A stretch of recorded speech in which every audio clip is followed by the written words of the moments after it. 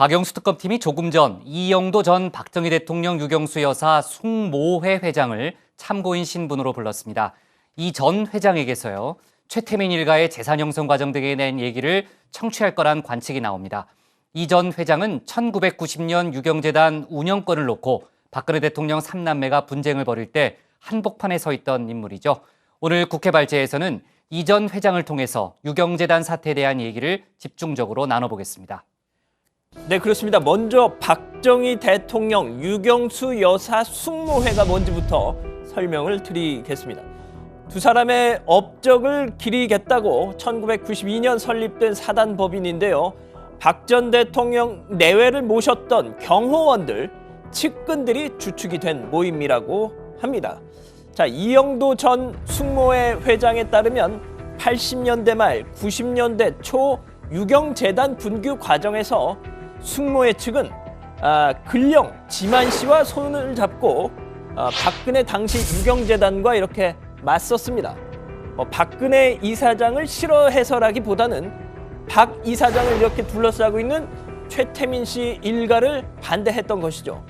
자, 박근혜 이사장에게 최태민과 결별하라 이렇게 몇 차례 알아듣게 얘기했지만 마이동풍이었다는 겁니다. 심지어 최태민 일가와 관계를 끊기는커녕 이사장직을 내놓으면서 유경재단을 떠났다는 거죠.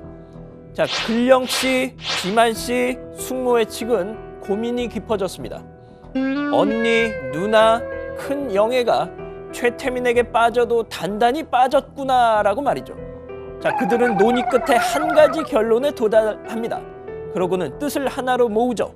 그래 결심했어. 삼성동 사저에서 언니, 누나, 큰 영애를 빼내자. 그것이 최태민과 떼어내는 유일한 길이다. 자, 그렇게 이들은 박근혜 구출 작전, 작전명 엔테베, 비둘기를 위한 파티. 여기서 비둘기, 새는 박근혜 대통령을 지칭하는 겁니다. 자, D-Day는 90년 11월 29일이었죠.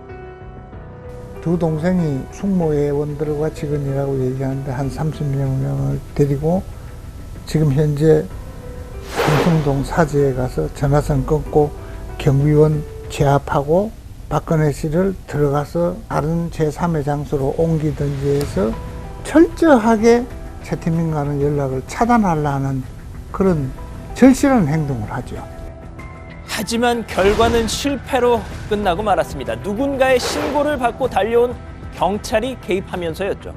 자, 그 일이 있고서 박근혜 대통령과 다른 형제들, 숙모회 간의 사이는 더욱 벌어지게 됐고, 반대로 박 대통령과 최 씨 일가의 관계는 더욱 끈끈해졌습니다.